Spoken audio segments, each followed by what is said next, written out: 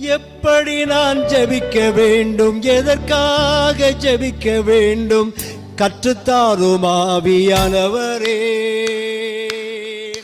எப்படி நான் ஜெபிக்க வேண்டும், எதற்காக ஜெபிக்க வேண்டும், கற்றுத்தாரும் ஆவியானவரே.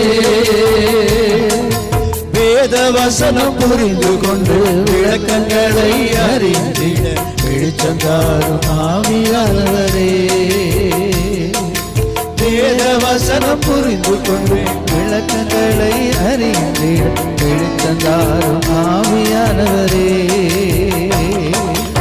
ஆவியானவரே, ஆவியானவரே, பரிசுத்த ஆவியானவரே. ஆவியானவரே, ஆவியானவரே, பரிசுத்த ஆவியானவரே.